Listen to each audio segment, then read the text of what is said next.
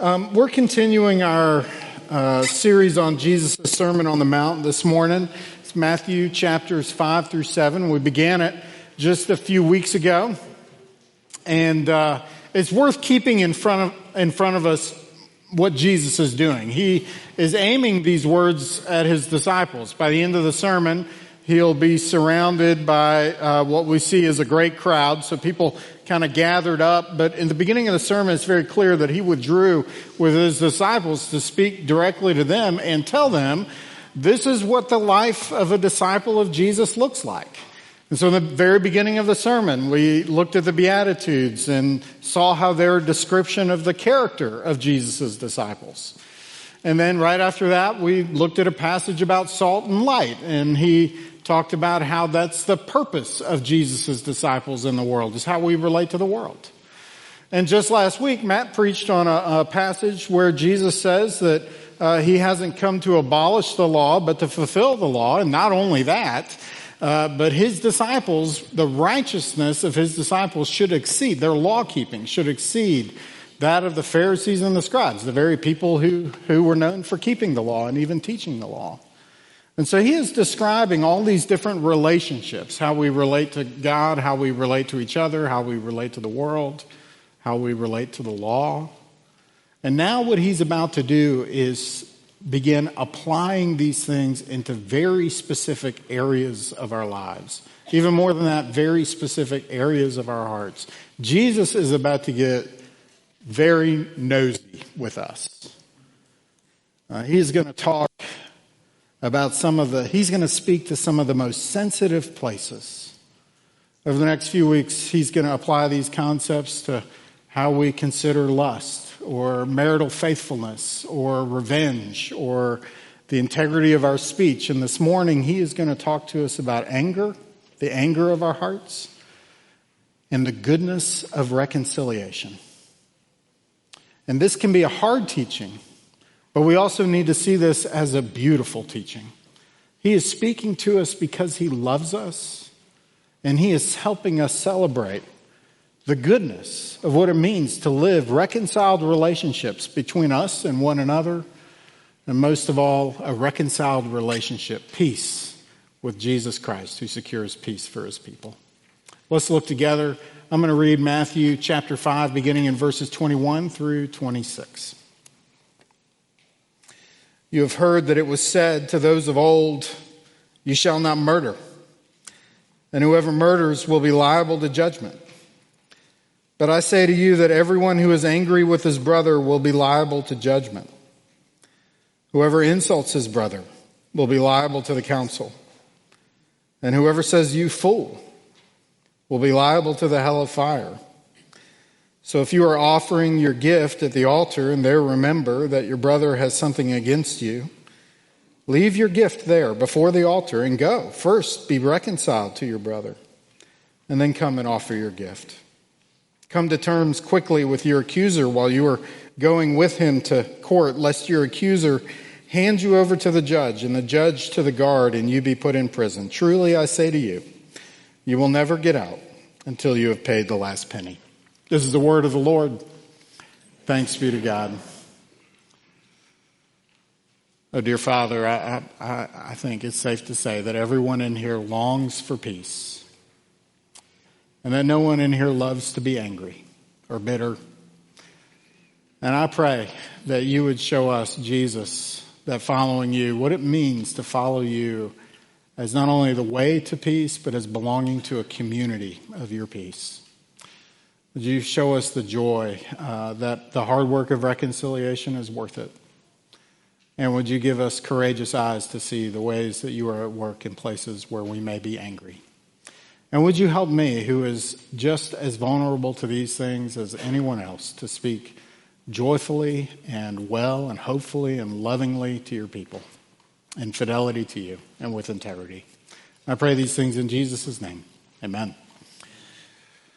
Anger doesn't sit still, but it ricochets across relationships, bouncing from person to person and from heart to heart.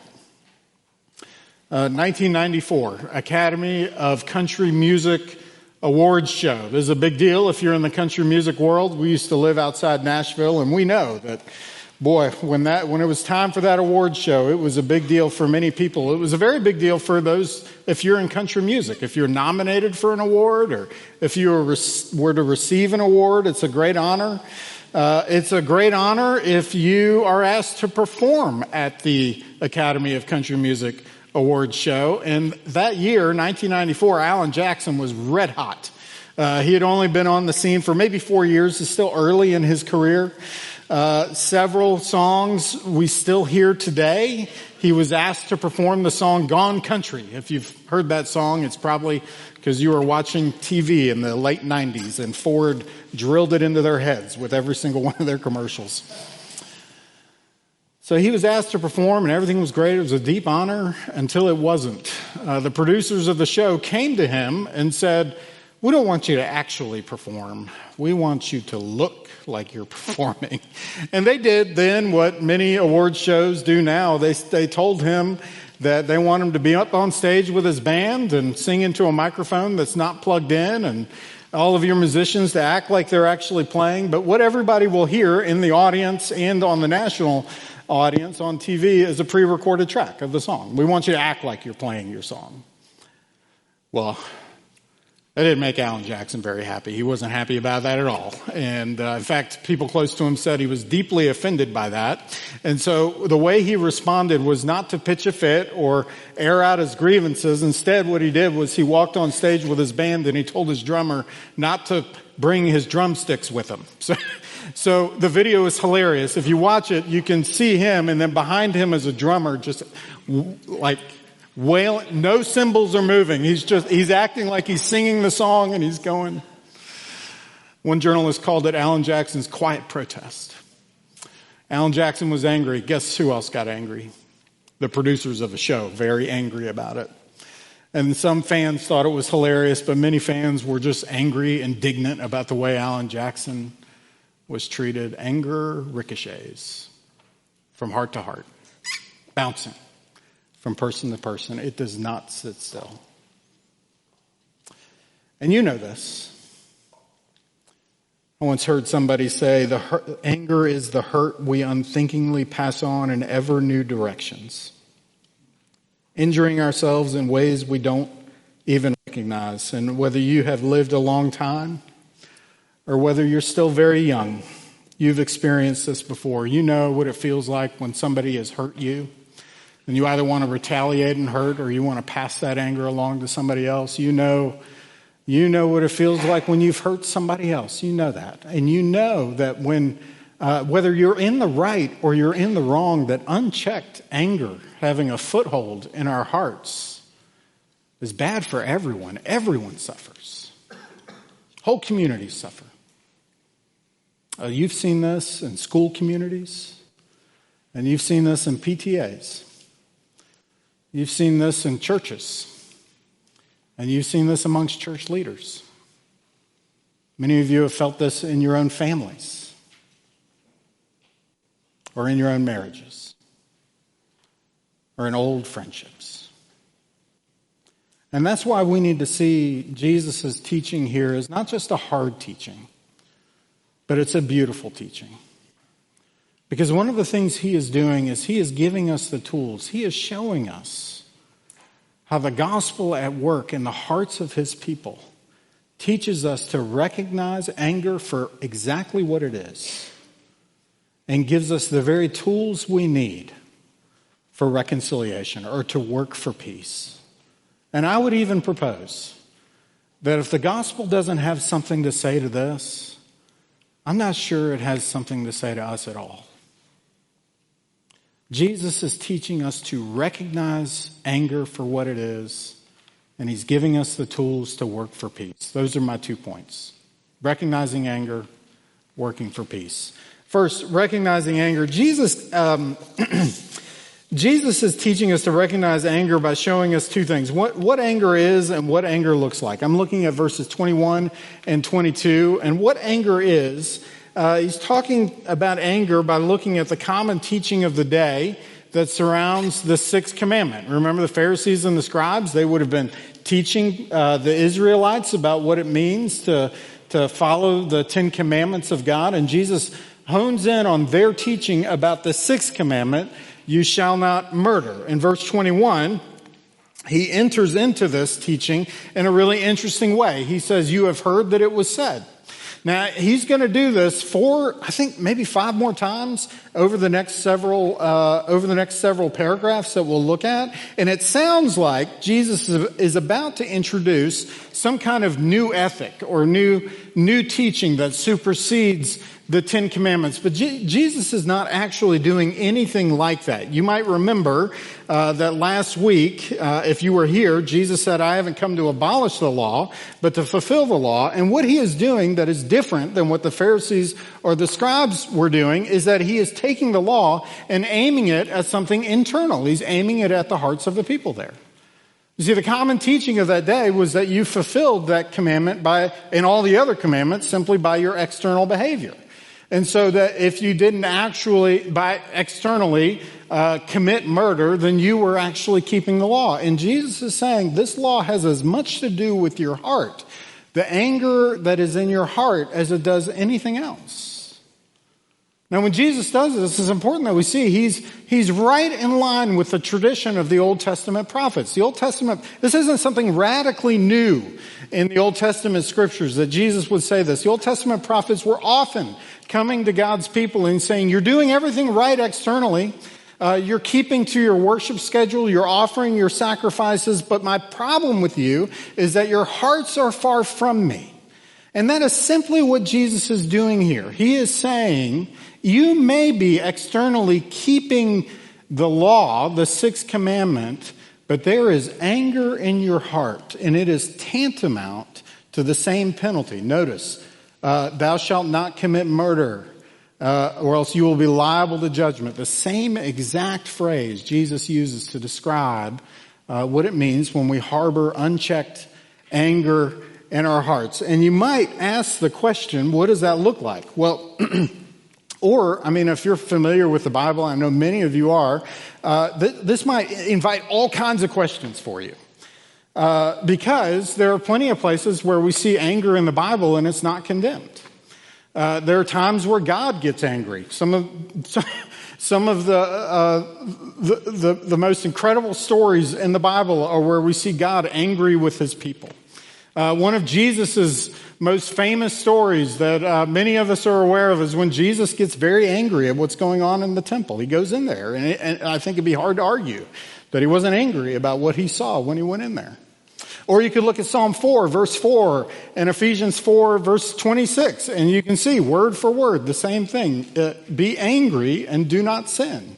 And so what it sounds like when you look at those is that not all anger and all sin always overlap all the time. We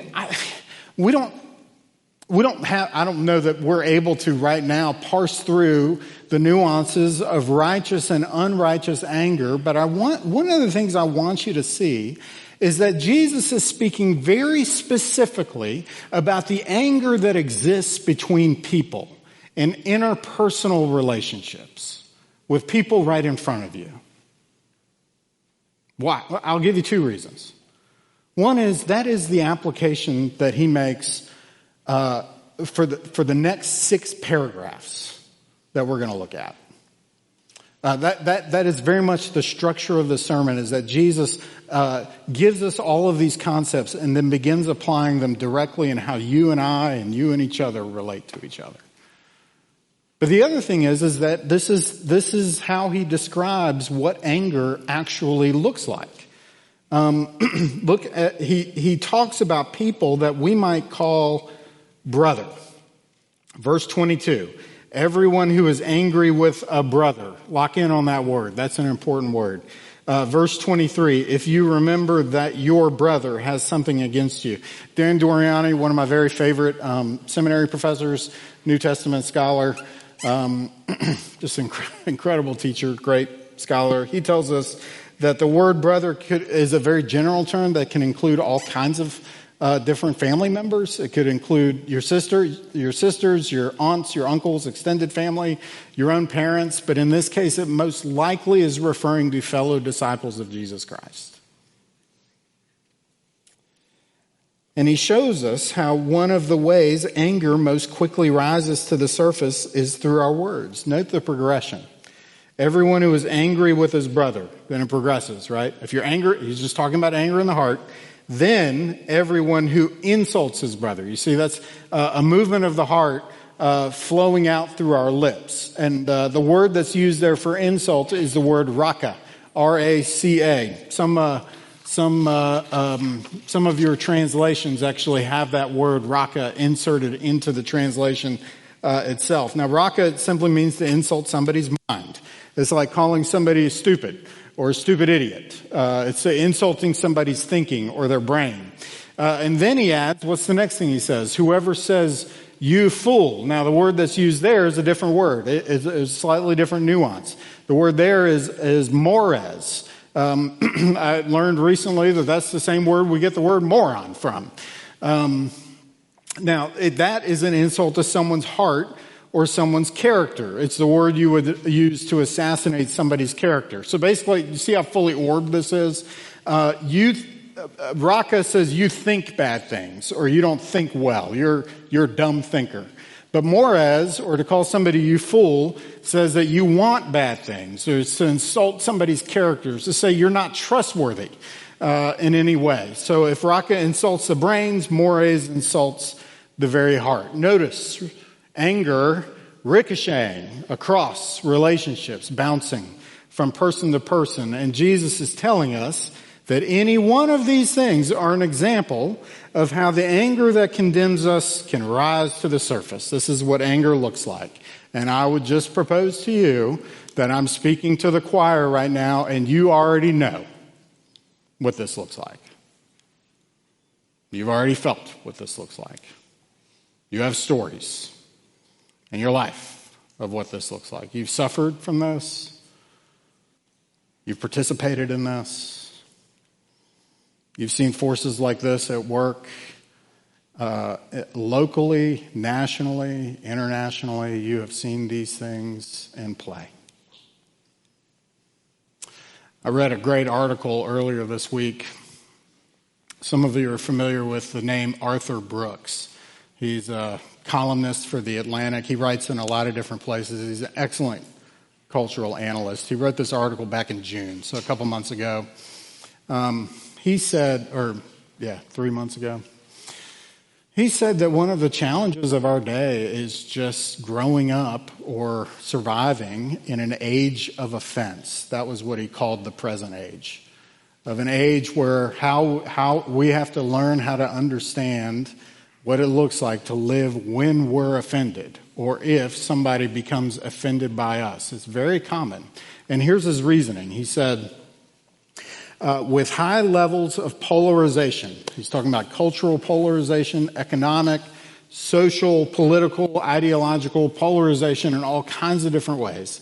He says, with high levels of polarization and innumerable ways to broadcast one's every thought to strangers, far and wide, it is easier than ever to lob insults and denigrate ideological foes. What he was saying is that our culture is ripe. It is just ripe to do exactly what Jesus is speaking against. You can even be celebrated for it. People actually make a lot of money doing that. Our culture actually celebrates in a lot of ways, whether it's on SportsCenter or your famous or your favorite news agency, or it's on a message board, or even in your neighborhood or private conversations. There's no exception. You can go places where people will celebrate tearing down people who made you angry. I think it's just worth considering a little bit where you are feasting on a diet of anger. I'll just confess to you, this is one of the reasons I'm not on Twitter anymore. Is that I couldn't even avoid it. Like, I got on Twitter because I like following UVA sports. And it was the easiest way I could just follow people that were on the sidelines giving comments about games. And I couldn't do it. Like, every time I got on there, There was just so much anger and hatred, and I couldn't remain unaffected by it. And I would propose that you too can't remain unaffected by the anger that surrounds us. I think it's also worth just lamenting how sad this can be and the futility of it. Has the multiplication of anger from heart to heart, has it ever brought good? Has it ever brought healing? Has it ever brought anything beautiful? It begs the question, what can interrupt the anger, the echoes of anger that ricochet from person to person and from heart to heart? And could there be a better witness to the beauty of the gospel than a community that holds up to the world an example of what it looks like to live at peace with each other? Is there a better witness, a more beautiful picture than we can offer than people who work for peace? I call peace work because it is hard work. It is hard work. According to Jesus, we're always working for peace. But I'll propose to you that reconciliation, peace through reconciliation, is the very heart of the gospel. It's what we love the most about the gospel. It's where we find our life, is because somebody worked for peace and reconciliation for us. Remember the way Jack Miller famously summed up the gospel? He said, "Cheer up. You're far worse than you ever imagined. And yet you are more deeply loved than you ever dared hope." If you really are far worse than you ever dared imagine, then you are a disruptor of peace. You really are. And we shouldn't be surprised about the ways that we have caused harm or participated in harm. But it also means that as we work for peace, we are working under the constant love of a Father, of a Savior who came for us, who loves us. He liberates us to work for peace everywhere we go. And that's certainly the picture that Jesus gives us. As we look at verses 23 through 26, 23 and 24, Jesus says we work for peace with each other. And then in verses 25 and 26, he says we work for peace when we're accused. So the first one, 23 and 24, we work for peace with each other. Remember, he's talking about interpersonal relationships. So I want you to have that person in your mind right now.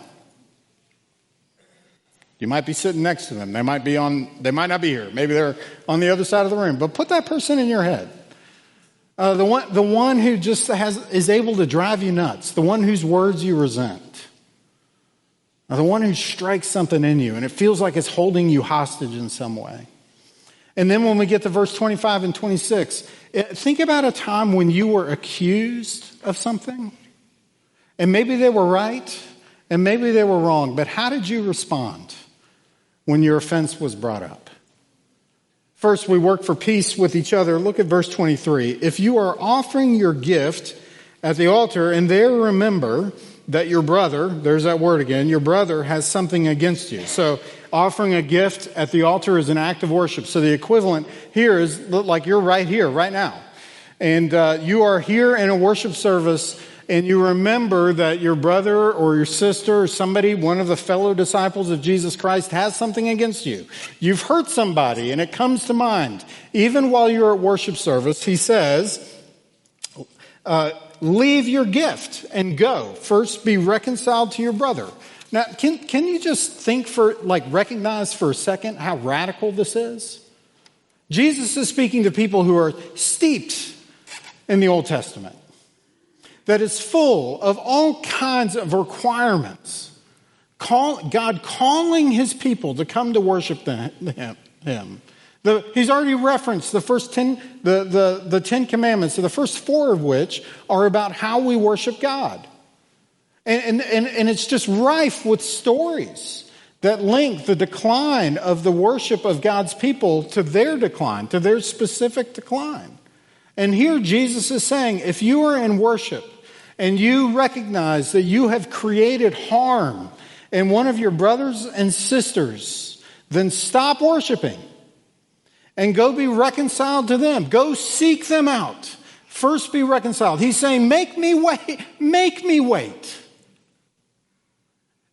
Jesus is telling us that our relationships with each other are of utter importance to him.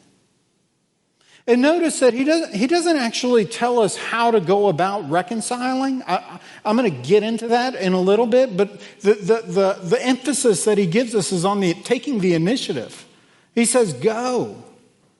And so not only is this radical, but this is also a radical love for each other.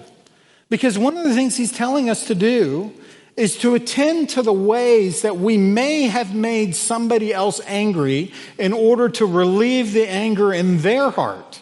He's talking about anger almost as if it was a poison to the heart. Mark Twain once said, he called anger the acid that can do more harm to the vessel in which it is stored. It can do more harm to the vessel in which it is stored than onto anything in which it is poured. And the radical love that Jesus is talking about is telling us to do the best we can to seek to relieve anyone around us of the burden of their anger, so much as it depends on us. That's the thing that Paul gives us in Romans 12. He says, if possible, so much as it depends on you, live peaceably with all. If someone is going to continue with their anger, make sure that they're not angry because of anything you have done or anything that you've refused to do. Love them enough to do the best you can to draw the poison out of their hearts, so much as it depends on you. It's how we work for peace with each other. And we're also to work for peace with our accusers. Now let's see the difference between these two. One is where we recognize where we have caused an offense in someone else and we take the initiative. But there are times in our lives, and I would bet that we've all experienced this too, there are times in our lives where somebody's come to us and told us about a way that we have offended them or the way that we have harmed them, and we didn't know what to do about it. Well, Jesus is telling us to come to terms quickly with your accuser. He is speaking about a time when someone feels their grief with you is legitimate, so legitimate that they are taking you to court. And he says, work for reconciliation. Come to terms with them. Never stop working for it, even until the last minute. Even when you're standing on the steps of the courthouse, never stop working for reconciliation with them. So much as it depends on you. So this is radical love, but it's also a radical humility. If we're more a sinner than we ever imagined, then I'll just say that I don't know that we should really ever be surprised. I'll share with you that there have been times in my life, some recent, some long ago, where I've just been surprised to hear about something that I said, something that I did, and the way it hurt somebody. I was surprised that it hurt them. I was surprised about how deep the hurt run. And the tendency, when that is brought to your attention, is to explain or obfuscate or rationalize or reinterpret the narrative. And Jesus is saying, don't bother.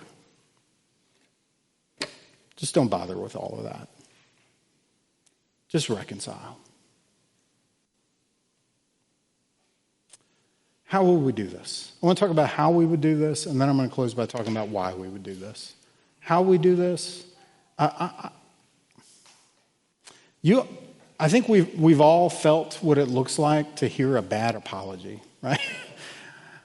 And I think we've probably all offered bad apologies, but I would say reconciliation just starts with an apology. If it's radical humility, then it starts with a humble apology. And one of the more full descriptions of an apology I've ever come across came from a pastor named Duke Kwan, who I really very much love. He gives you 5 do's and 3 no's, and let me give them to you now. First, this is what makes a full apology. 5 things to do. First, you express sorrow. Just say, I'm sorry, and be specific about it. What are you sorry for? Own your guilt. Say, I was wrong. Name specific wrongs. I did X. Name the impact. Say, I hurt you in these ways. Name it. The more specific you can get, the better. This is how you withdraw poison from somebody's heart. And then finally, make amends. What can I do? What can I do to make this right? You offer yourself. In a lot of ways, it feels like putting yourself in their hands. And this is what is hard. This is why it requires real humility. Here are 3 things not to do. No ifs. Sorry if I hurt you is not an apology. It's just not. Don't blame, shift, or defend. But you did this. Again, that's not an apology. It's a way of rationalizing your way out of apologizing. And then finally, no passive voice. Sorry that you were offended. Not an apology. This is how you own the harm that you've done. They might meet you here or they might not. But remember, so much as it depends on you. You're doing the best you can. And that's what Jesus is asking for or requiring from you, taking the initiative. Now, why would we do this? Quite simply, because if we have any life at all, if we have any love or hope for the future or any present joy or any flourishing in this place, then we owe it all to one who did the hard work of securing peace through reconciliation for us. Thomas Kempis said, all men desire peace, but very few desire those things that make for peace. And when we look at the story of Jesus Christ, we are looking at one who did all that was required at the cost of his own blood to secure peace for those that he loved. And look at Jesus' life. I mean, he immersed himself in a world full of anger. I mean, he was surrounded by anger all the time. Sometimes people came to him because they were angry with somebody else. Make my brother settle the inheritance with me. Sometimes people came to him because they were angry with him. In fact, people were so angry with him, he ended up securing our peace through his death on a cross. And what did he say when he was on the cross? Not words of anger. We would have understood all that. What did he say? He said, forgive them, Father, for they know not what they do. And when he was resurrected, what's the first words he said to disciples that abandoned him in all the ways he predicted? What's the first thing he said? My peace be with you. We do this work because there is someone who did it for us. We do this work with the peace that we've been given. How could we not? It's a way of demonstrating our love for Jesus and our trust in his gospel. And it's a way of holding up for the world as Jesus' beautiful community what it looks like to work for the peace that he won for us. Let me pray.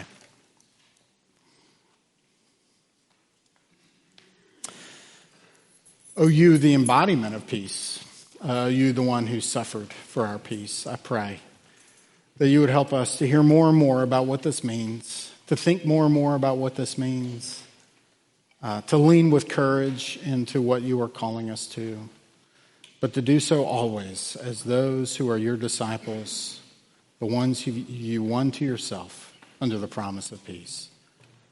Minister to us in peace as we prepare to come to your table. I pray in Jesus' name, amen.